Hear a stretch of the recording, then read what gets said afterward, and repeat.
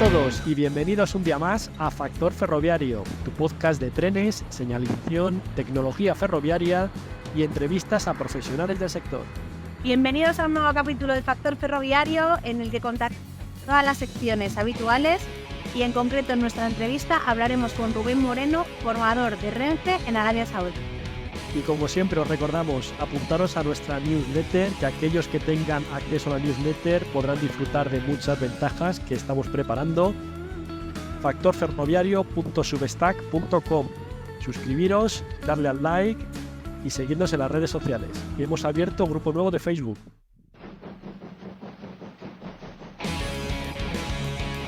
Marcha a la vista. Para estar al día de toda la actualidad ferroviaria, ponemos marcha a la vista para ver a Mercedes. Hola, ¿qué tal? Hola, ¿qué tal Ángel? ¿Qué tal Laura? Hola. Pues quería hablaros del primer proyecto en España para adaptar la propulsión de hidrógeno a un tren de alta velocidad. Es un proyecto que se llama Impulso y que está liderado por Talgo, pero en él participan otras 9 empresas españolas. Participan, por un lado, Volendus, Ingeteam, Optimus 3D, Repsol y Cener como socios, la Universidad Pontificia de Comillas y Tecnalia como colaboradores y Adif como observador. Este proyecto ha recibido una subvención de 6,5 millones de euros y forma parte del PERTE de energías renovables, hidrógeno renovable y almacenamiento. El objetivo del proyecto es diseñar, construir y probar la tracción dual híbrida de hidrógeno en un tren de alta velocidad Talgo 250. El tren Talgo 250 es un tren de larga distancia híbrido que es capaz de circular por líneas electrificadas y sin electrificar, y también dispone de cambio de ancho, por lo que puede circular por líneas de ancho convencional y de alta velocidad.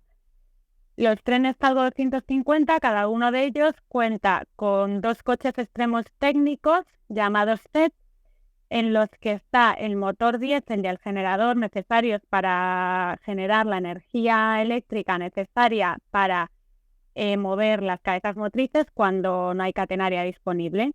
Y lo que se va a hacer en este proyecto es sustituir uno de esos coches TET. En uno de esos coches TET se va a sustituir el grupo diésel y el generador por otro TET con pilas de combustible y baterías que se encargará de suministrar la electricidad a las locomotoras a partir de hidrógeno renovable cuando la catenaria no esté disponible. O sea que lo que se va a conseguir es que este tren pueda circular por líneas electrificadas alimentándose desde la catenaria, y cuando no haya catenaria disponible pues se podrá alimentar de hidrógeno renovable. El proyecto además quiere analizar el impacto que la transición a la tecnología de hidrógeno va a tener en los diferentes activos de la infraestructura ferroviaria gestionada por Adif, como las instalaciones de mantenimiento o la propia vía. Muy bien, y hablando de Talgo, está claro que si el tren es de Talgo, ellos llevarán el mayor peso del proyecto, pero hablabas de que eran 9 empresas participantes. ¿En qué medida participan el resto? ¿A qué trabajos hacen?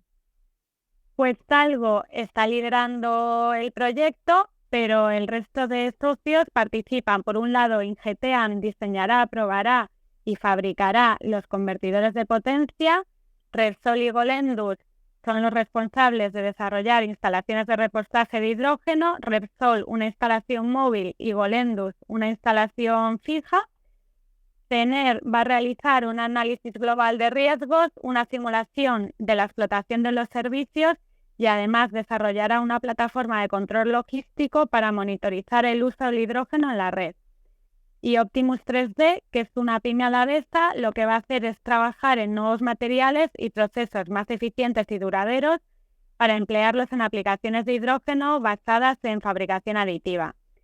Y luego, por último, Adif, que está como empresa observadora, lo que quiere es definir requisitos y casos de uso en el acceso a la infraestructura ferroviaria de la tecnología de hidrógeno. Bueno, pues siempre es buena noticia escuchar que desde España se impulsan estas nuevas iniciativas de nuevos trenes con energías verdes, en este caso con hidrógeno. Muchas gracias, Mercedes. A vosotros. La ferroescuela.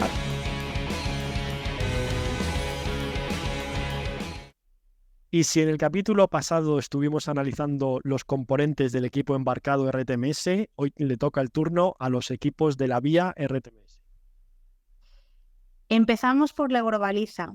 Y aunque ya hablamos en su día y dedicamos una ferroescuela a las balizas, no queríamos dejar pasar este capítulo para que a la vez que introducimos el resto de elementos, hablemos también de la eurobaliza.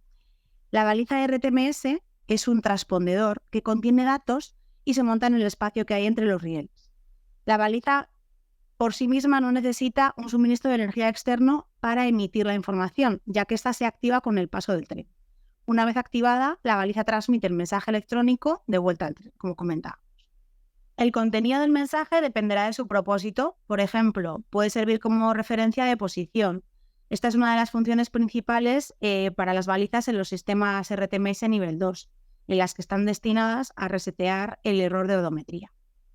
Una baliza puede enviar el mismo mensaje fijo como referencia de posición en cada transmisión, o bien puede estar conectada al LEU para transmitir un conjunto de mensajes diferentes dependiendo de la señalización. El tren utiliza el orden en el que pasa sobre las balizas para determinar su dirección de movimiento. Los mensajes de las balizas, a su vez, están compuestos por paquetes individuales que contienen los datos necesarios para luego ser utilizados en el tren. Dado que los trenes pueden pasar sobre grupos de balizas en ambas direcciones, cada paquete de datos de los que hemos hablado antes puede ser válido para una o ambas direcciones de movimiento. Los datos de un grupo de balizas forman mensajes electrónicos que se envían al tren.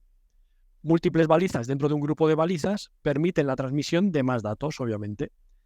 Esto también permite el fallo individual de una baliza, ya que el mismo mensaje puede ser transmitido desde más de una baliza. Si una baliza no se lee por alguna razón, la otra baliza sí será leída, asegurando que el mensaje se entrega al tren. Y ahora pasamos a hablar del componente Eurolazo o Euroloop en inglés. El Eurolazo es uno de los medios que tiene la vía de transmitir información, lo que se llama infill o información adelantada a la baliza de pie de señal. Se utiliza para los sistemas de RTMS nivel 1 y este sistema requiere de un grupo de balizas que lo anuncien previamente. El tren, cuando se aproxima a la zona donde está situado el cable del Eurolazo, recibe por un grupo de balizas el paquete de información que anuncia la identificación del lazo, su posición con el comienzo y longitud y su código asignado. El cable Eurolazo está instalado a lo largo del raíl y es un cable radiante que emite la señal de uplink. La propia antena que activa las eurobalizas es la que activa también el equipo de vía emitiendo la señal uplink del Eurolazo. Así que el tren comienza a recibir la información de vía en cuanto entra en la zona donde está instalado. Luego tenemos el equipo LOMO, que viene de Loop Modem, que controla el Eurolazo y está conectado al sistema de control de tráfico tierra a través del LEU. La detección de la señal de activación de la antena de un tren por el LOMO dispara la emisión de la señal de uplink de Eurolazo con el telegrama que le está enviando el LEU acorde al aspecto de la señal principal. La instalación del cable puede ser un simple cable sobre una vía, en doble sobre una misma vía con cada eurolazo asignado a un sentido, o en paralelo cada eurolazo para un sentido pero en vías adyacentes. Pasamos a hablar de los LEUs, el Lineside Electronic Unit. Normalmente se habla de LEU igualmente en castellano. El LEU es un dispositivo electrónico que se utiliza como interfaz entre la eurobaliza y los elementos de campo, o con el enclavamiento. Así, el LEU obtiene la información directamente de los elementos de campo, como las señales o las agujas, o de este dispositivo centralizado que es el enclavamiento del que también hemos hablado en pasados capítulos de Ferroescuela. Y concuerda la señalización también a lo largo de la vía, si está disponible. Y con esta información de entrada, envía la información apropiada llamada telegramas a las eurobalizas, las cuales a su vez la transmiten al sistema de a bordo. Según el estado de la vía, principalmente el estado de las señales y las agujas, el LEU cargará telegramas predefinidos específicos y las balizas correspondientes. Es lo que hemos comentado antes cuando hablábamos de balizas, que es el dispositivo que se conecta a ellas para transmitir información variable de la vía a los trenes que pasan por encima de ellas. Y si hemos hablado de la utilización del LEU para RTMS en nivel 1, que ya veremos los niveles en detalle, ¿cuál es el componente de la vía que se encarga de la transmisión de información para el RTMS nivel 2? Pues no solo la transmisión, también el cálculo de muchos parámetros de nivel 2 es el RBC. El RBC es el dispositivo que se utiliza en nivel 2, como decimos, y que actúa como unidad de seguridad centralizada. Utiliza una conexión de radio a través de GSMR, al menos de momento, ya hablaremos también de esto, y recibe información sobre la posición del tren y envía autorizaciones de movimiento y otra información necesaria para el movimiento del tren.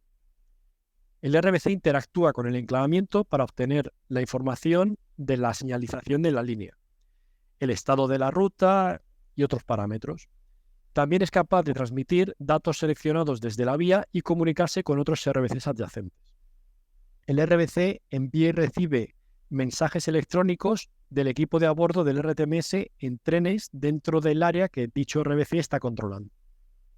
Estos mensajes se transmiten tradicionalmente utilizando la radio de datos GSMR y cada mensaje electrónico puede contener uno o más paquetes de datos.